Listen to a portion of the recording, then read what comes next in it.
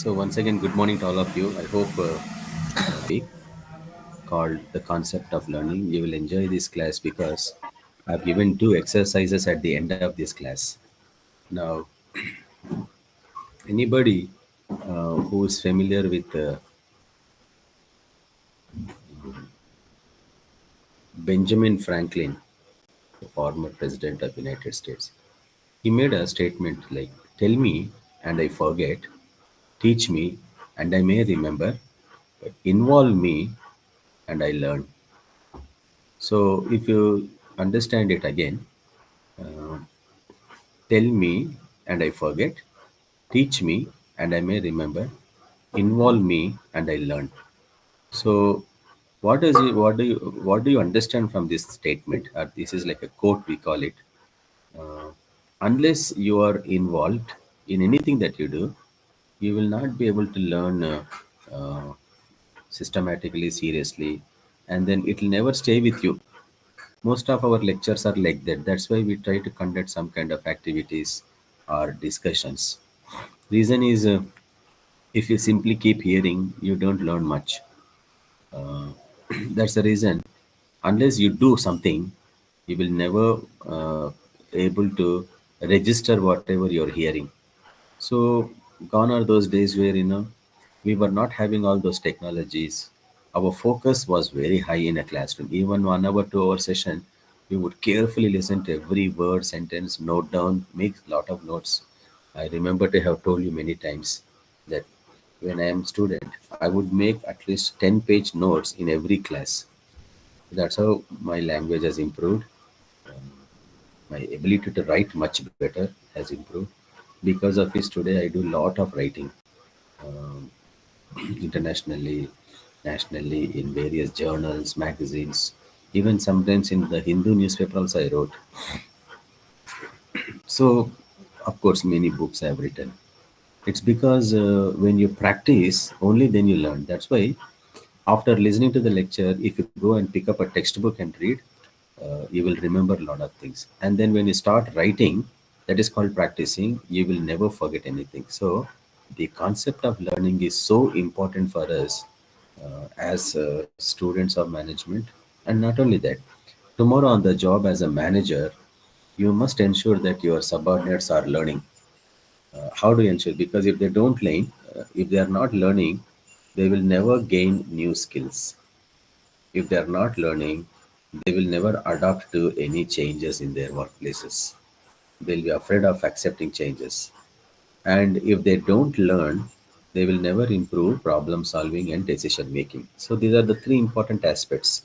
If you really want to learn, if you show interest in learning, you'll gain new skills.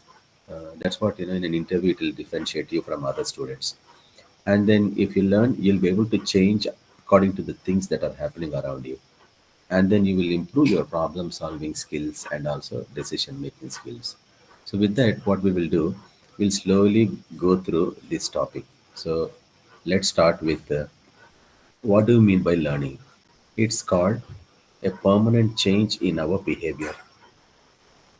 So many times I told you, have your friends ever told you, ever since you've joined SSIM, in just 1 month, 2 months, hey, you have changed a lot here? Did anybody comment on you? If they have really commented on you, that means definitely you're learning very seriously. So we change our behaviors because of our experience, our educational exposure, and also the practice that are involved in. So, in a sum and substance, change learning means a permanent change in our behavior, and it is always positive. Remember that. And the key note or the key aspect of learning is acquiring knowledge and skills. These two are very, very essential. And if you really want to acquire knowledge and skills, you must have very good attitude. That means positive attitude towards learning. So let's move on. The nature of learning talks about it involves improvement, and it's always positive improvement, because learning involves change. uh, People change even in a negative note. But we are always referring to the positive aspects of change, and positive aspects of change is called learning, and it should be relatively permanent. That means you should never forget. Otherwise, what happens after exams, you will always forget, which I've always checked through. In a Viva, students will not be able to answer many questions which appeared in their examination before. So why does it happen? That means you are just remembering, but you're not registering. And you're learning, I would know whether a student is well learnt or not, which is reflected through the behavior. So that's why, as I told you, learning means permanent change in the behavior. So now, what are the factors which affect learning? For example, if you do not have motivation, you will not show importance in learning. So the support or encouragement to achieve a goal must be provided by the management. Now, practice is another aspect. Whatever we learn, we should go and practice. For example, class notes. Why do I take class notes? Because that's practice. And if you continue to practice what happens, whatever you're writing in the classroom, whatever you're listening and writing, it improves your skills, and then they will become permanent. You can never forget even after 20, 30 years. Like my college days. Whatever I've learned, I don't even today I still have all of them. You must also have a good environment. That means the surroundings in which you are learning things. So that's why always keep your surroundings clean and tidy, especially your study room, especially your living room or your bedroom. Sometimes you will study in your bedroom. Keep your surroundings clean, uh, nicely ventilated, well lit. That will help you definitely. And not only that, you must also know how to change your study room uh, directions, or what you call the planning, so that you know it inspires you every time you look at some intellectual quotes or inspirational or motivational stickers that you paste on the walls. That will also encourage you. And then finally, the group in which you are belonging, or to which you belong, that's what we call mental group. It's a small group which has a shared interests. For example, I've seen in many times in our institute, a small group of students are always found in the library, reading and then discussing. And we have seen with recent job selections also, interviews, successful interviews. Have found those guys only, those who are seriously grouped together and learning from each other about the subject. They only got the first jobs, even this time.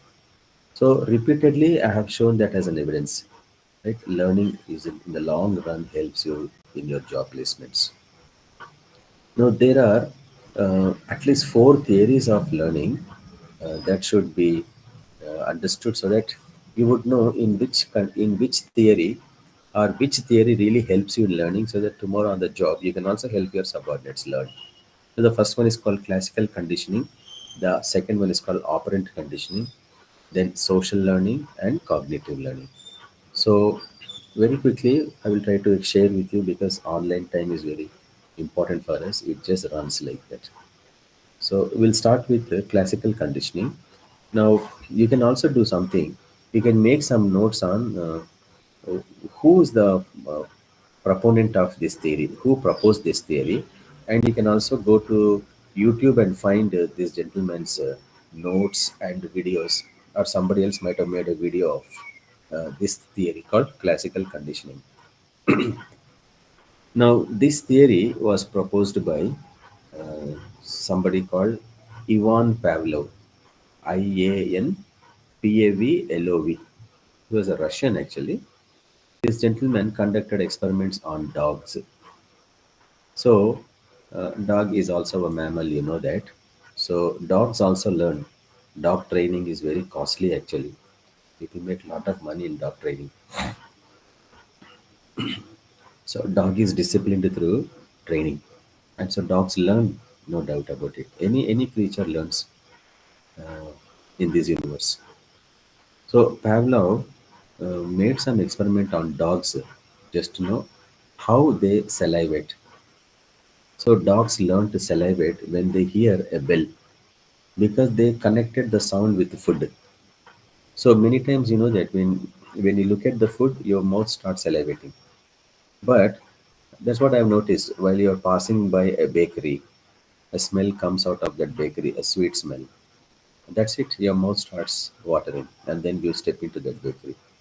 But actually, it is not real hunger, it's just because of the stimulation. Therefore, eventually, in this experiment, what they found is that dogs, whenever the food is shown to the dog salivates. But after some times, they rang a bell, and then after that sound of a bell, food dish was brought before the dog, and then dog salivated when it looked at the food.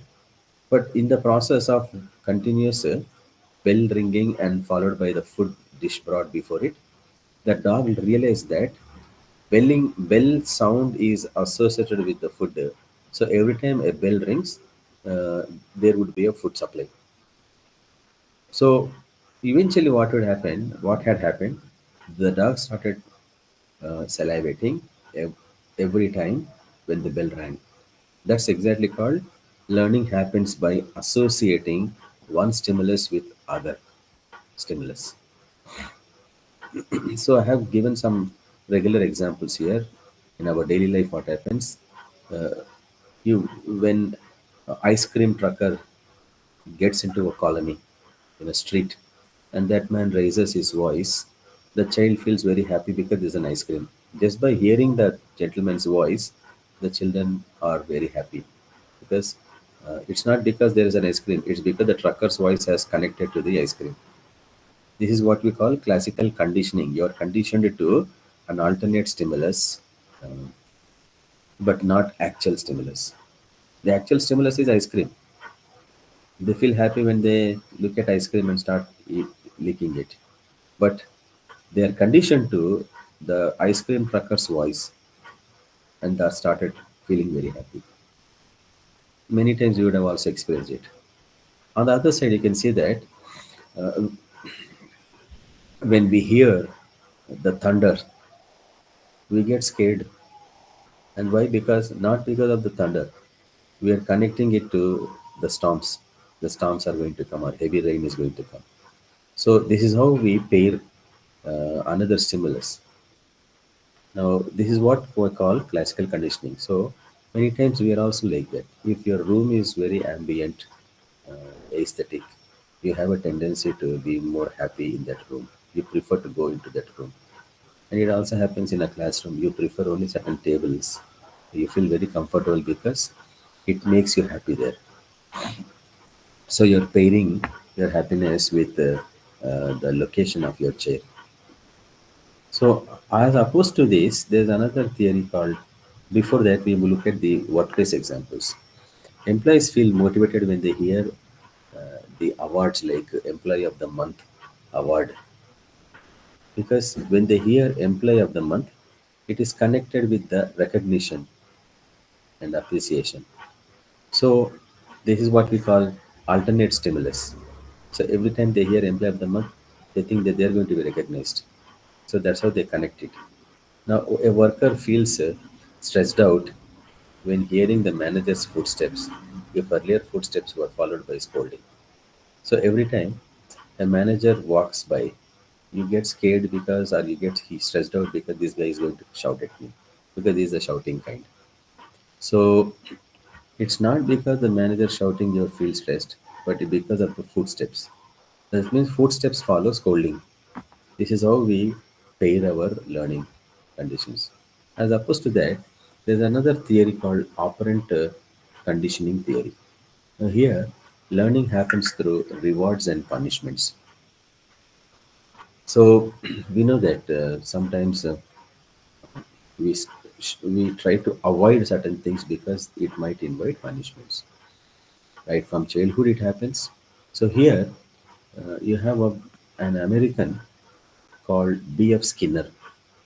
He conducted an experiment with the uh, rats in a small cage. When they press a lever, they get food. So that means they're learning to get themselves rewarded In this experiment, he has demonstrated that a rat, in the process of stepping on a lever that opens an opener through which food is moved slowly into its place for eating. So, in the process of doing it, eventually it learns that if you really want to get food, you better press the lever.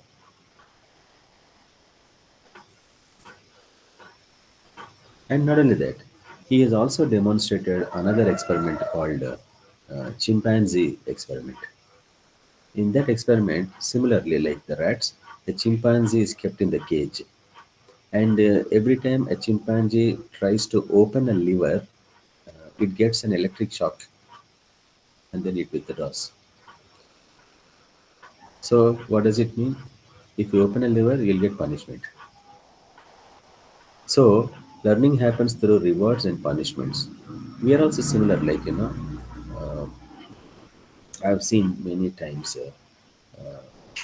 when we are reckless riding, we fall down, and that's it. From next time, we'll not be reckless in riding the bikes.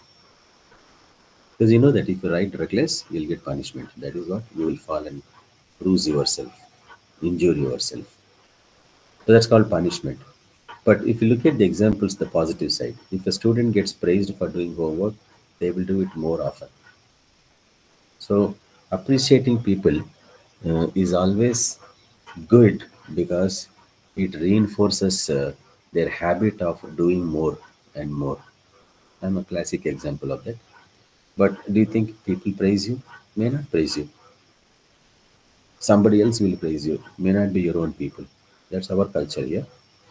So if there is a formal procedure, there's a formality, there's a rule that anybody who achieves is appreciated and celebrated. That's a very good workplace. So we must know that such kind of workplaces are what we want in our lives because it's a very positive work culture, and then you have a tendency to work more when you get praised. Likewise, if you score more in your examinations, you will have a tendency to prepare well for your examinations. Not only that, uh, if you want to really get first class, that's your goal. So you must know that's going to be your reward for getting first class. You have to do more homework, more preparation for the exams. We also know that if you ride your bike without speed limits, you'll get fined, or even if you jump a signal, you'll get fined. So that's called punishment. So that's how we will learn through rewards and punishments. So it's a very interesting theory with these two experiments. So what you can do on YouTube, you can try B.F. Skinner's experiment with rats and chimpanzee. You might get some videos or some descriptions. That will be very interesting. So uh, human beings uh, are also very similar when it comes to pairing the stimulus, like classical conditioning.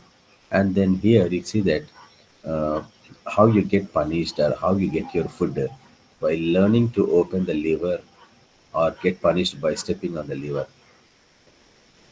So this is what we call operant conditioning theory. Now, if you look at the next one, it's called uh, the examples of workplace we try to see here. An employee works harder when good performance leads to a bonus or promotion. But that must be promised, no? So, as a manager, you must promise your employee that if you work harder, you are likely to get a bonus or promotion. So, what is a bonus? Additional pay. And then a worker reduces mistakes after being warned or punished or penalized. So we learn from rewards and punishments. So this is also a very interesting theory. So now we'll go to the next one called social learning theory. Now, social learning, that means learning happens by watching and imitating others. It's a very interesting theory, actually, very, very popular, proposed by a professor named Albert Bandura. So, Bandura's, if you type Albert Bandura's Bobo doll experiment, so you will learn how children copy aggressive behaviors when they see them in their parents or any adults fighting each other. They pick it up. Let us say two hooligans fighting, children passing by watch them. That's it. They'll also have a tendency to fight in their neighborhood. Both the kids will be fighting and parents get involved. From where did they pick up? Either they picked up from watching some adults involved in it, or they might have picked up from internet. So internet has a positive impact as well as negative impact. So in a daily life, a child learns good manners by watching parents. That's why, as parents, one must be very, very careful when children are around. Always speak very positive notes, or always speak very positive words. Uh, Not only that, today we all learn to dress well when we look at some others dressing well, dressed well. So we normally copy, we imitate others. Not only that, I imitate my bosses in the past as to how they were making decisions, how they make checklists, how they plan documents. I've learned from those things much better. So that's the beauty of being supervised by bosses who are very, very professional. So we learn a lot by watching and imitating others. There's nothing wrong in it.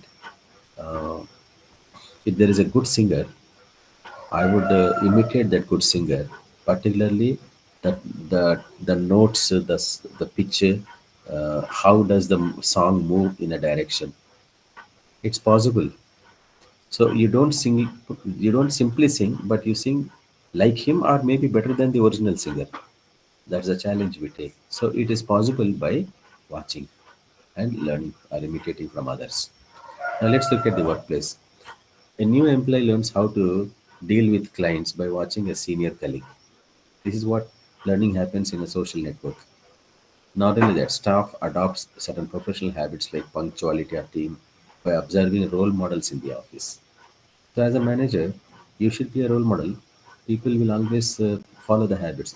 If you come quite early, rest of all them also would come early. And if you don't waste your time, you're not involved in any personal work in the workplace. You're highly professional. That inspires people because they get influenced so easily. So positive things impact people so powerfully, more than bad things. But then generally we say that bad things influence people more than the positive, but no. In my opinion, I've seen that many experiences, many times. The positive influences are much, much stronger because they are going to be with you for a progressive life for a longer time. So let's move on to the last theory called cognitive learning theory. Now, what is cognition? Anybody would know what is cognition? Cognition means thinking, understanding, and reasoning. All these three things together is called cognition. So, cognitive learning theory talks about learning happening by understanding, thinking, and reasoning. That means problem solving. Reasoning is problem solving. So, thinking, understanding, reasoning put together is called cognition. So, all these are happening on our brain. So, therefore, we learn by first trying to understand and think and then solve the problems. Like, for example, some of us are good in mathematics, some of us are not good in mathematics.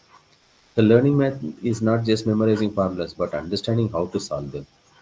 So the day you learn to solve the problems, it's not simply remembering the formulas, but if you had learned to solve those problems repeatedly, you become master in that subject.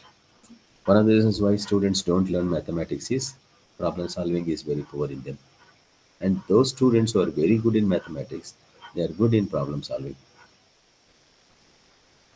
But in these recent times, there is a contrary theory, opposite theory, that problem solving is possible only with people who are non-mathematicians, because mathematicians complicated the things and they are solved by people who are non-mathematics, because their understanding is come from the right side of the brain, right hemisphere of the brain.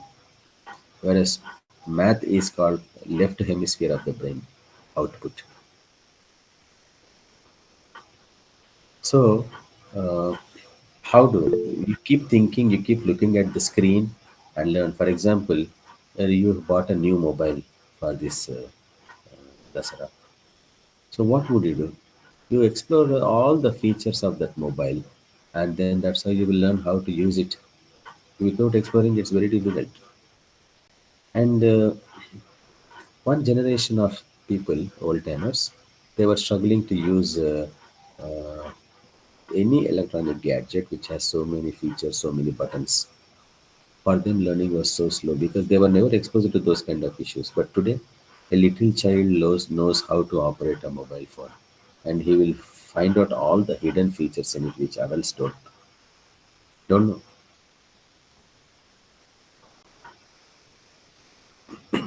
So, in our daily life, uh, we always plan to uh, know the best route to reach a place instead of blindly following directions.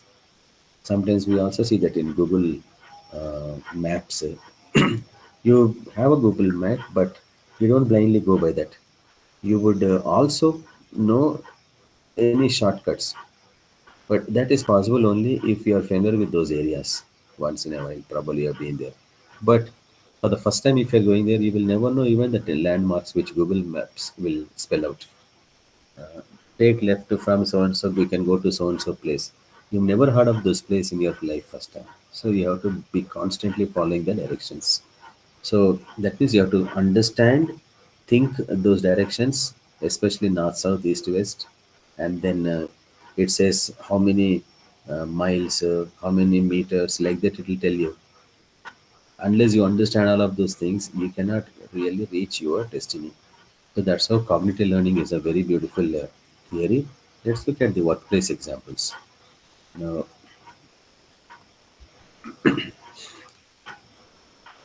in the workplace also, I have seen in a company called Midhani, Mr. Dhatu Nigam. This is the only company, government-run company, where they manufacture special alloys which are used in building rockets, satellites, and that is in Hyderabad. That company is in Hyderabad. So I have been to this company at least three times, two, three times. I've seen in that company there is just a 10th passed gentleman operating a robot. I'm talking about 30 years ago story. So how is it possible? He's not an engineer at all, just a 10th passed fellow. He sits in a what you call control room, and he holds all those uh, what you call those handles, and then operate the robot, which will which will soften that special alloy which is molten at high degree temperature. So they make special alloy sheets that are used in building the satellite. So that's the only company. We don't have any other company in our country. We cannot. Private sector is not participating in that sector in that kind of a business. And how did this tenth past gentleman learn? By observing his previous senior or a boss, and then he started figuring out by handling all those uh, gear gears, levers, the switches and the buttons. He had memorized, he had learnt all of those things, and then he knows how to exactly soften that special alloy which comes from a what you call the furnace. So he would know how to lift the entire molten thing from the furnace and then soften it out on a anvil. So that's a beautiful to see. Just I was always mesmerized. I would stay always whenever I had been there. I would stay in that what you call control room, and then just watch how he's operating that. It is just like your Hollywood movie.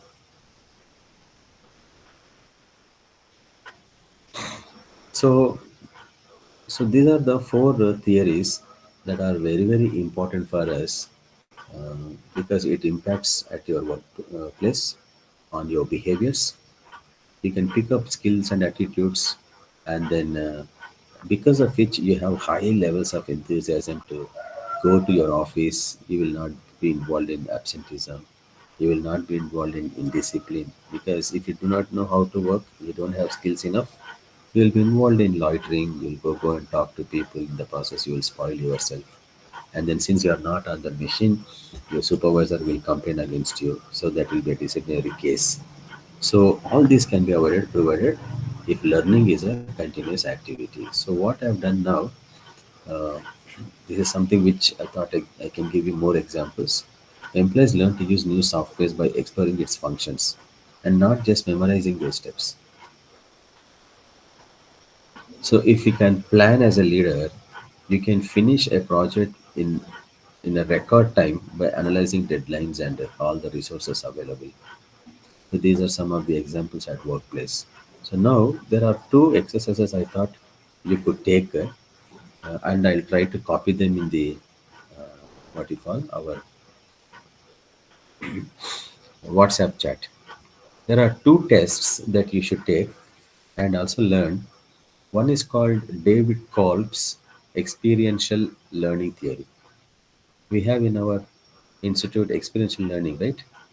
They're all supposed to go to some place and then do some work and then come back and share. So we give a lot of importance to this activity in our workplace called ELT, experiential learning theory.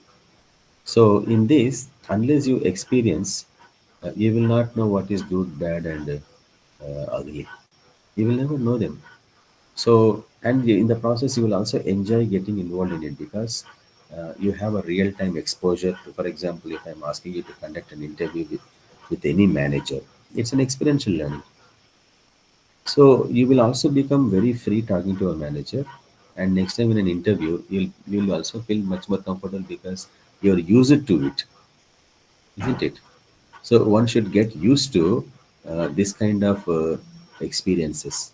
That's why I would always say, students, don't simply be in the campus, don't sit in the classroom all through. So you must also participate in some seminars, workshops, or intercollegiate festivals conducted outside of the campus. You must go there, participate there, learn from each other. Don't be distracted, don't be deviated. Always be focused. Wherever you are, whatever you're doing, be focused there. Don't think of anything else. And then learn from them, learn to talk to them so that you become more bold, more free. You don't have any reservations. You're not a shy type then later on. And this is what we expect from a manager, because if you have limitations of being shy and being fearful, I don't think you can take bold decisions. And if you don't take bold decisions, your corporations will not benefit. So, David Kolb's experiential learning theory, I want you to learn on your own, because I'm not going to explain that, because this is not part of our lesson plan. But this is very useful because we are using ELT much, much more in our workplaces tomorrow on the job. So, I'll copy paste this link, hyperlink, and paste it in your what you call that WhatsApp chat. Then you can take this test. Let me copy that now.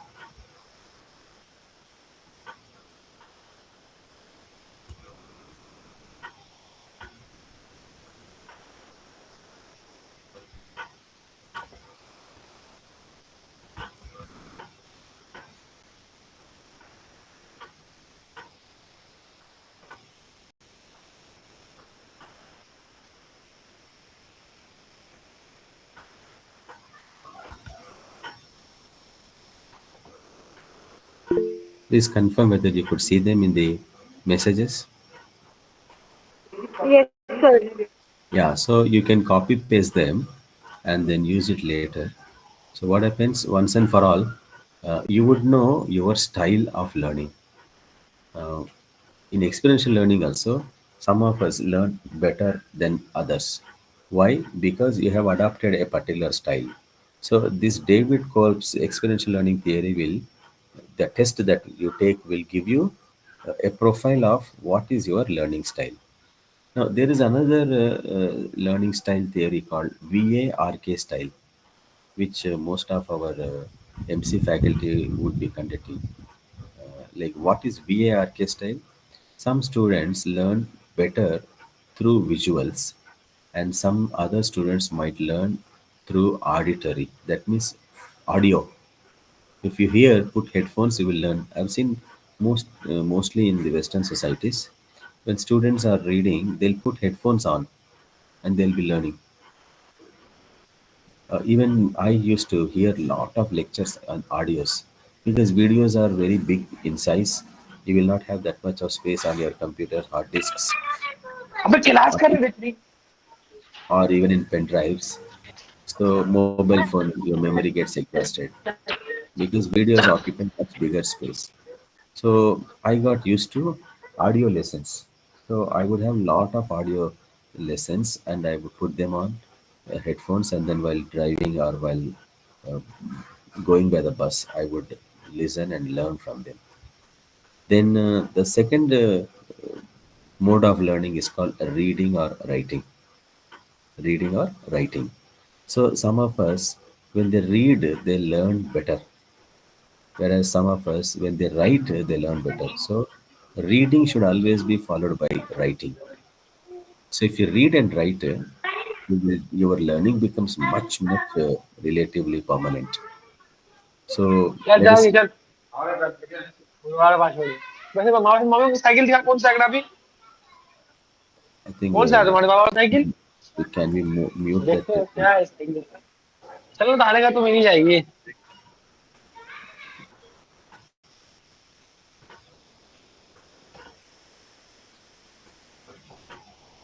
Why there are so many are waiting?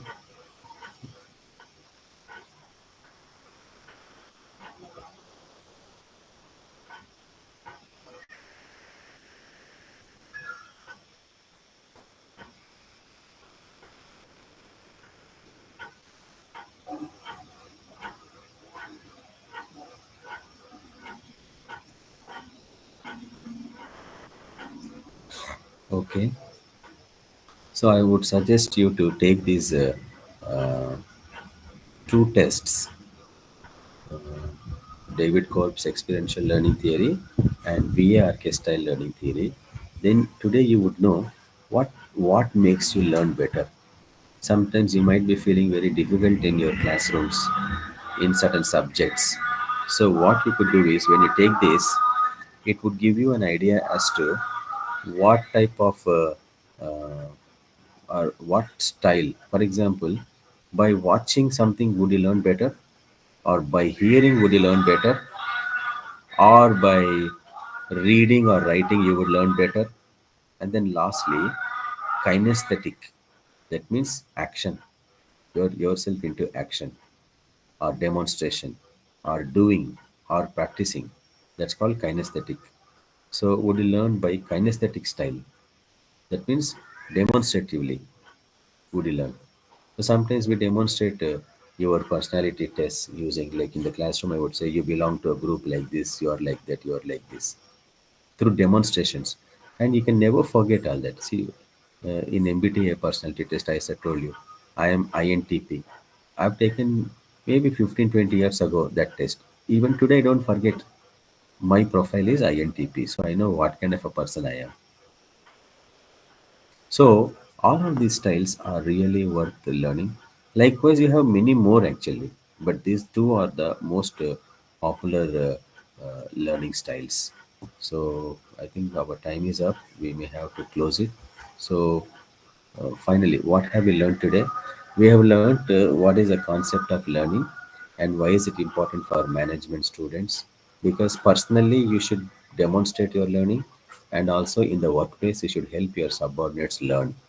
And in order to do so, first of all, you should have a good understanding of how learning happens in our personal lives as well as professional lives. In order to explain that, there are four theories that we had seen.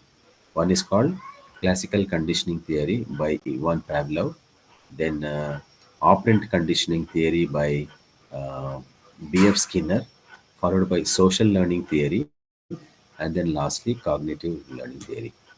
So these are the four theories. If you are really interested, you can go deep into this, make notes using ChatGPT, ask ChatGPT to give more examples also. So therefore, what happens? Um, you will be able to relate this subject much better. So that's it for us today. Exactly, I think it's 45 now. I have stopped. I think 10:46. As promised, I said I will never take more than 45 minutes. Now I'm through.